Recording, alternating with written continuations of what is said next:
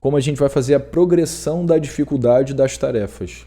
Como é que eu vou tornar as minhas atividades mais difíceis para que eu ensine a adaptação ao meio aquático por tanto tempo do jeito que está aqui?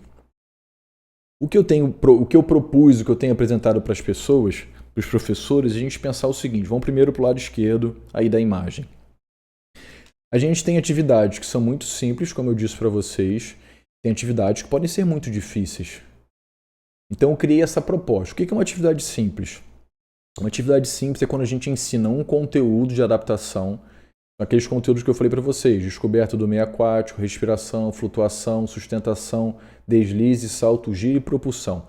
Se eu ensino cada um deles de maneira isolada, eu estou propondo um exercício ou uma atividade de aprendizagem que a gente vai chamar de simples. Então, uma atividade de respiração onde só tem respiração é uma atividade simples de respiração. Uma atividade de deslize, onde você vê que naquela atividade só tem o deslize, é uma atividade simples de deslize. O que seria o simples complexo? Seria você pegar essa atividade simples e mudar alguma coisa, que a gente vai falar o que a gente pode mudar, para tornar essa atividade um pouquinho mais difícil.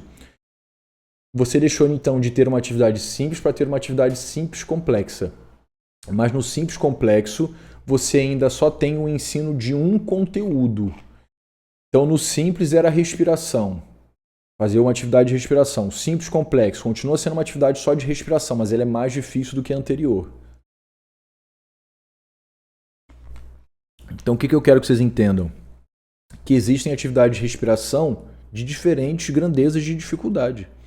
Existem atividades de sustentação de diferentes grandezas de dificuldade. Você tem que pensar no nível 2, no nível 3, quais são as atividades de sustentação que eu vou propor no nível 10. Quais são as atividades de sustentação que eu vou propor? Porque também não adianta, eu vou pegar as atividades muito difíceis e vou colocar no nível 1, as crianças não vão fazer, não vai acontecer nada. Beleza, isso aí, Caio. E isso também é bacana, Caio, porque às vezes isso aqui é uma proposta que eu construí, mas é isso, cada um vai pela própria experimentação, pela própria experiência, pelo estudo, construindo propostas parecidas. E se a gente não conversa, a gente não aprende também. Porque pode ser que muitas coisas do que eu estou falando ainda existam algumas lacunas. Eu vou ouvir o Caio falando, eu vou ouvir a experiência do Eric, vou ouvir alguma coisa do que o Caetano já fez, do que o Jader, e aquilo vai complementando algumas faltas que eu percebo que eu ainda tenho. E por isso que essa conversa que a gente tem ela é importante. Tá? O que é uma atividade combinada? Uma atividade combinada é quando você começa a ter pelo menos 2 conteúdos de ensino ao mesmo tempo para poder que estão se manifestando numa atividade. Então eu proponho uma atividade e eu vejo, opa, nessa atividade eu tenho flutuação e sustentação. Nessa atividade eu tenho propulsão e giro. Pode ser alguma coisa onde os conteúdos estejam acontecendo ao mesmo tempo ou um conteúdo em seguida ao outro. Legal? Então, atividade combinada. 2 conteúdos ou mais ao mesmo tempo ou um em seguida ao outro para que a atividade aconteça. Então, seguindo a mesma lógica, o que é um combinado complexo? Combinado complexo é quando você tem a combinação de diversos conteúdos, mas agora a atividade é mais difícil. Aqui no combinado complexo, possivelmente são atividades onde vai ter maior exigência física, maior exigência motora, maior exigência cognitiva. É o máximo de dificuldade que a gente pode propor numa atividade. Por exemplo, vamos pensar numa sequência aqui. Se eu estou começando a ensinar, só para vocês entenderem a ideia, a sustentação, eu estou lá numa atividade simples. Eu vou pedir que as crianças coloquem um macarrão entre as pernas, como se fosse um cavalinho, e elas estão fazendo lá um palmateio, estão alisando a água para começar a entender como é que se sustenta na água, como é que tem que ser a posição das mãos. Percebam que é uma atividade muito simples. Elas têm um macarrão para poder ajudar, é uma atividade curta, não vou deixar que elas fiquem cansadas, nada disso. O que poderia ser um simples complexo? Eu posso tirar o macarrão. Pedir que elas fiquem numa posição específica. Posso determinar talvez um determinado tempo, 10 segundos, 30 segundos, alguma coisa assim. Tornei a atividade mais difícil. O que seria o combinado? Eu vou começar a combinar, por exemplo, sustentação com flutuação. Eu vou pedir que as crianças... E giro. Vou pedir que as crianças fiquem na posição de sustentação vertical e num determinado momento, quando acontecer alguma coisa, quando eu der algum sinal visual, algum sinal sonoro, eu quero que elas mudem da posição vertical para a posição horizontal. Então elas estavam em sustentação, teve um giro ou um meio giro, depois elas têm que tentar flutuar. Nessa flutuação, realmente eles vão tentar não fazer nenhuma movimentação, porque se elas se movimentarem, virou sustentação. Então elas estão lá flutuando, elas estão boiando. Beleza, isso pode ser por um determinado tempo. Depois o corpo vai tender a afundar, como a gente falou, por sem querer, tá? O corpo tende a afundar e ela pode fazer movimentos de sustentação. E eu vou criando dificuldades ali. Isso no início era por um tempo, depois pode ser por 30 minutos, por 40 minutos. E estão fazendo sustentação e tem que pegar algum material que está no fundo da piscina, tem que ser um material que você vai indicar, sem botar os pés no chão, então tem uma exigência física maior. Então essa é a proposta. Se a gente for pensar essa proposta que está do lado direito, o nosso nível de habilidade e de competência aquática, ele depende do ambiente, da característica do indivíduo e da tarefa. Então se eu falasse assim, Débora, por exemplo, né, você consegue nadar 1000 metros crawl? A Débora fala assim, Guilherme, eu nado com até certa facilidade, posso não nadar tão rápido, mas eu nado 1000 metros, nado crawl com certa facilidade. E se eu falar assim, tudo bem, Débora, mas você nada 1000 metros crawl na piscina? Ela, sim.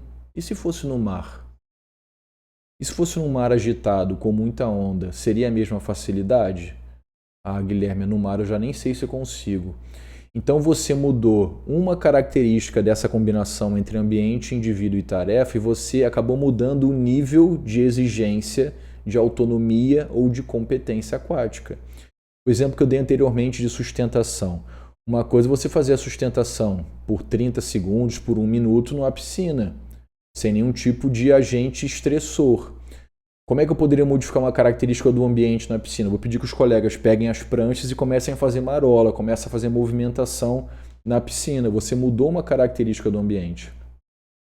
Via de regra, a gente tem uma tendência em modificar só a tarefa.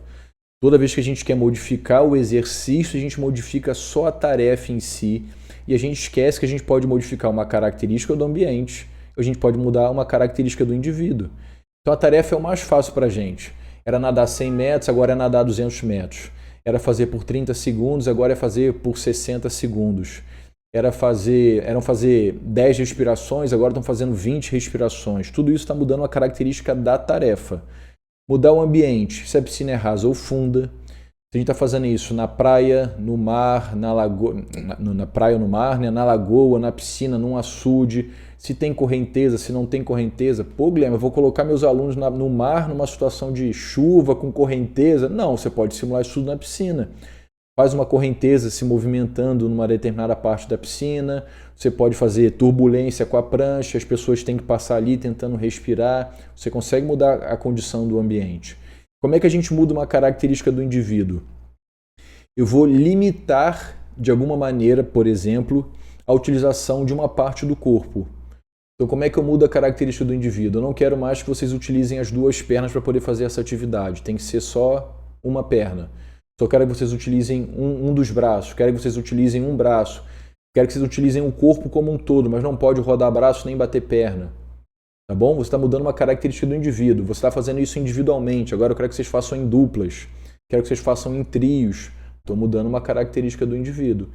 Então, no final das contas, se você modifica alguma coisa do ambiente, da tarefa e do indivíduo, você tem uma necessidade diferente de domínio do seu corpo dentro da água. Então, a exigência de autonomia e de competência aquática se modificam.